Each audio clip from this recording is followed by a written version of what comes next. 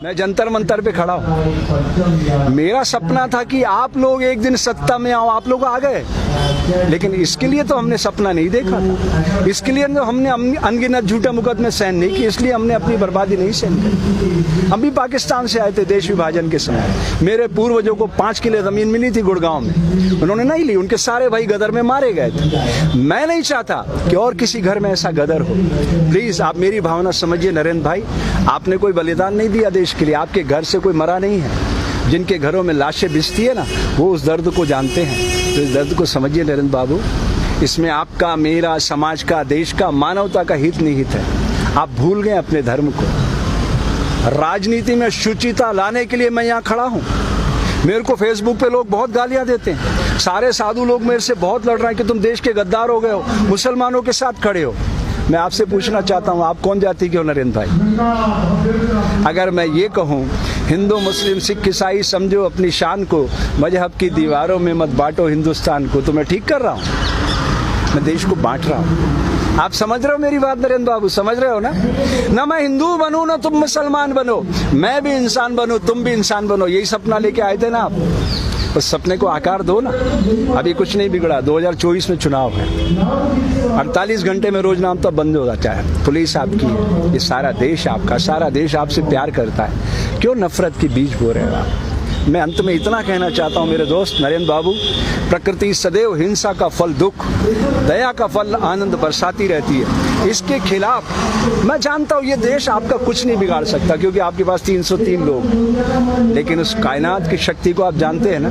आपको तो अच्छे से पता है अटल जी की मौत कैसे हुई। बोल दो मीडिया पर, लाल टपकती रही, अंत में 2 दिनों तक आपने एम्स में छुपाए रखा उनकी मौत को, मालूम है ना?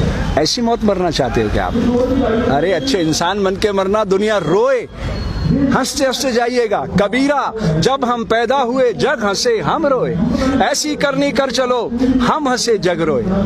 ऐसे मरोगे लाल टपकाते टपकाते, आपको अच्छा नहीं लगेगा।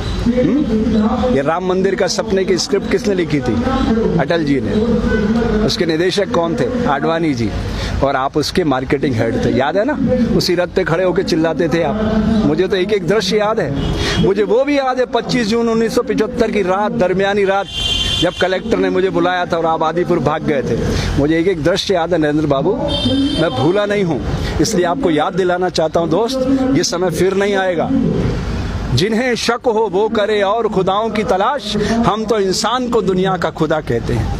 मिटा दे अपनी हस्ती को अगर कुछ मर्तबा चाहे, कि ताना खाक में मिलकर गुले गुलजार होता है। तुम गलत दिशा में जा रहे हो नरेंद्र, कल पछताओगे।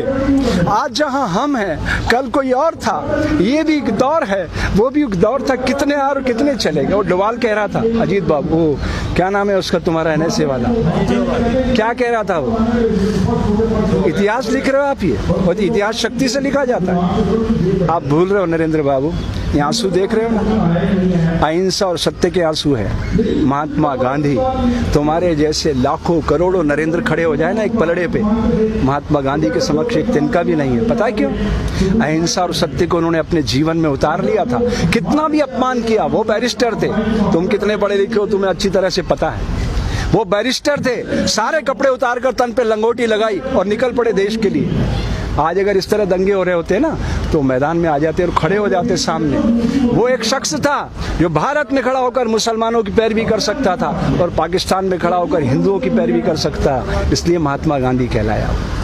आप नहीं बन सकते इतिहास पुरुष, कूड़ेदान में फेंक दिए जाओ। इसलिए अपनी शक्ति को पहचानो दोस्त, आज नहीं तो कल।